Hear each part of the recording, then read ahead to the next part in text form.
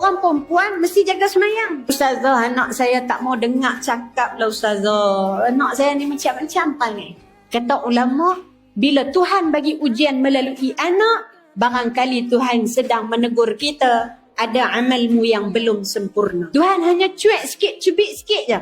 Hang dah lama tak bangun tahajud malam. Hang dah lama tak baca Quran. Jadi Tuhan bagi ujian-ujian ni sebagai apa? Teguran untuk kembali kita ni, mak ni, balik kepada Tuhan. Siapa yang diuji dengan pasangan, yang tidak hendak datang ke masjid dan sebagainya, tak apa, sabar. Siapa yang sabar, sabar dia tidak ada limitasi, Allah akan masukkan dia dalam syurga, tak ada hisab langsung. Allahu Akbar.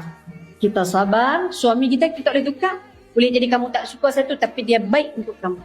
Hak ubah suami, hak ubah anak bukan kita, Tuhan. Sebab itu Nabi ajar doa yang masyhur, ya muqallibal qulub, sabbit qalbi ala dini. Ini jangan tinggal. Siapa yang sedang diuji dengan suami, dengan anak, baca doa ni kuat-kuat, banyak-banyak. Pasal hati kita pun kita tak boleh jaga, apatah lagi hati suami kita. Bab hidayah ni, bab hati. Kerja hati bukan kerja manusia, itu kerja Allah Ta'ala.